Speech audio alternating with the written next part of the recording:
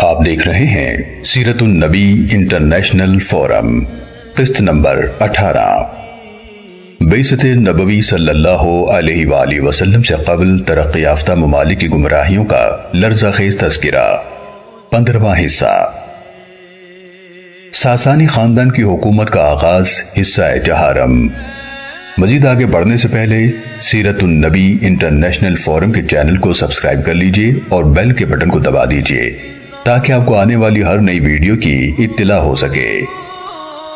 حکمران طبقے نے مختلف طریقوں سے عوام کے ذہنوں میں جب یہ چیز راسخ کر دی کہ بادشاہ کی بادشاہی من جانب خدا ہے، تو اب بادشاہ کی ذات کو جملہ اختیارات کا سرچشمہ تسلیم کرنے میں کوئی رکاوٹ باقی نہ رہی۔ اس کے منہ سے نکلنے والا ہر جملہ قانون یقین کیا جانے لگا، جس کے سامنے سر تسلیم خم کرنا رعایا کے ہر فرد پر لازم تھا۔ اس کی وضاحت کرتے ہوئے ویل ڈاورنٹ نے قصۃ الحضارہ میں بڑی تفصیل سے لکھا ہے، جس کا خلاصہ پیش خدمت ہے۔ بادشاہ کو یہ اختیار تھا کہ جس کے بارے میں چاہتا مقدمہ چلائے بغیر، کوئی جرم ثابت کیے بغیر اس کے لیے موت کی سزا کا حکم سنا دیتا، بلکہ بادشاہ کی ماں اور اس کی بڑی ملکہ کو بھی یہ اختیارات حاصل تھے کہ وہ جس کو چاہیں موت کے گھاٹ اتار دیں۔ کسی عام شہری بلکہ کسی امیر و رئیس کو بھی یہ جرأت نہ ہوتی تھی کہ بادشاہ یا اس کے خاندان کے اس ظالمانہ فعل پر صدائے احتجاج ہی بلند کر سکے۔ اگر کسی باپ کے سامنے اس کے بے گناہ بچے کو بادشاہ اپنے تیر سے گھائل کر دیتا اور اس نوجوان کی لاش خاک و خون میں تڑپ رہی ہوتی، تو باپ اس دلدوز منظر کو دیکھ کر خون کے گھونٹ پی کر رہ جاتا، اور وہ اظہار تعصب کے بجائے اس وقت اپنے بادشاہ کی تعریف کرتا کہ ہمارے جہاں پناہ کا نشانہ بہت اچھا ہے۔ بادشاہ کی قوت کا دار و مدار عسکری قوت پر ہوتا ہے۔ ایران کا ہر شہری جس کی عمر 15 سال اور 50 سال کے درمیان ہوتی، اس پر لازم تھا کہ وہ فوجی خدمات ادا کرے۔ ایک مرتبہ ایسا اتفاق ہوا کہ ایک باپ کے 3 لڑکے تھے۔ اس نے بادشاہ کی خدمت میں درخواست کی کہ میں نے اپنے 2 بچوں کو فوجی خدمات انجام دینے کے لیے آپ کی خدمت میں پیش کر دیا ہے۔ ازرہ رعایا پروری میرے تیسرے لڑکے کو اجازت دے دیں کہ وہ میرے پاس رہے اور دیگر امور کو سر انجام دینے میں میری امداد کرے۔ بادشاہ نے اس وفادار شہری کی درخواست سن کر حکم دیا کہ اس کے 3 بیٹوں کو تہہ کر دیا جائے۔ ایک باپ نے اپنے 4 لڑکے میدان جنگ میں بھیج دیے۔ ان میں سے ایک بھائی نے بادشاہ سے درخواست کی کہ اس کے 5ویں بھائی کو اجازت دی جائے کہ وہ بوڑھے والدین کی خدمت کرے اور امور زراعت کی نگرانی کرے۔ بادشاہ نے حکم دیا کہ اس 5ویں بھائی کو 2 حصوں میں کاٹ دیا جائے۔ جس راستے سے لشکر نے گزرنا ہے، اس کے ایک طرف اس کا اوپر والا دھڑ اور دوسری طرف اس کا نچلے والا دھڑ رکھ دیا جائے تاکہ لوگوں کو عبرت ہو۔ اس ظالمانہ اور سنگ دلانہ کرتوت پر کسی کو جرأت نہ ہوئی کہ وہ اس پر اپنی ناپسندیدگی کا اظہار ہی کر سکیں۔ فوجی بینڈ اپنی دھنیں بجاتا رہا، عام لوگ بادشاہ سلامت زندہ باد کے فلک شگاف نعرے لگاتے رہے، اور لشکر اس نوجوان کی کٹی ہوئی لاش کے 2 ٹکڑوں کے درمیان سے گزرتا گیا۔ مملکت میں بادشاہ کے ارادے اور لشکر کی قوت کے بغیر اور کوئی قانون نہ تھا جس کا تقدس اور احترام بادشاہ اور رعایا سب پر ضروری ہو۔ اس کی بنیادی وجہ یہ تھی کہ ان لوگوں کا یہ اعتقاد تھا کہ بادشاہ کے سارے فیصلے اہورا مزدا یعنی خداوند عالم کی طرف سے اس پر وحی کیے جاتے ہیں۔ اب خدا کے فیصلے کے خلاف کون علم بغاوت بلند کر سکتا ہے؟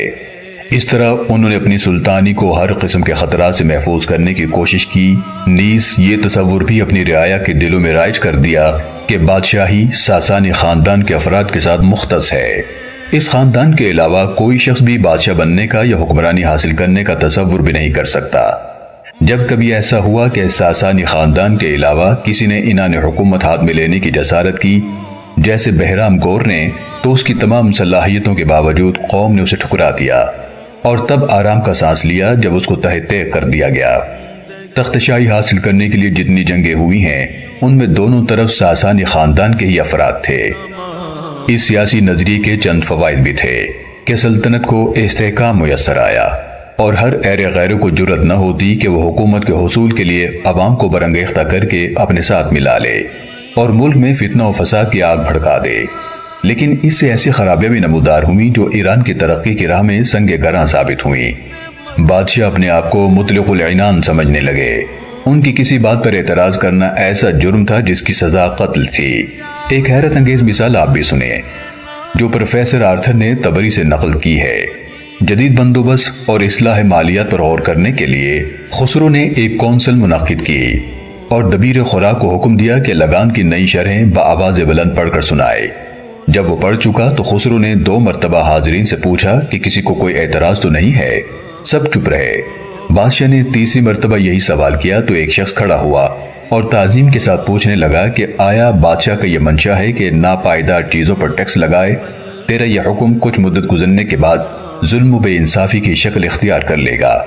اس پر بادشاہ للکار کر بولا، اے مرد ملعون و گستاخ، تو کن لوگوں میں سے ہے؟ اس نے جواب دیا کہ میں دبیروں میں سے ہوں۔ بادشاہ نے حکم دیا کہ اس کو قلمدانوں سے پیٹ پیٹ کر مار ڈالو۔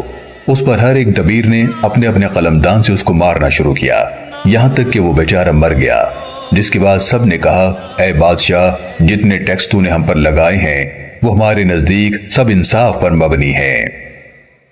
سیرت النبی صلی اللہ علیہ وآلہ وسلم کی یہ قسط دیکھنے کا شکریہ۔ اسے دوسروں تک پہنچا کر صدقہ جاریہ کا حصہ بنیے۔ غلطی کے لیے ہم اپنے پروردگار کے حضور معافی کے طلبکار ہیں، اصلاح کے لیے شکر گزار ہوں گے اور دعاؤں کے طلبکار ہیں۔ جزاکم اللہ خیرن کثیرا۔ مزید آگے جاننے کے لیے دیکھتے رہیے سیرت النبی انٹرنیشنل فورم۔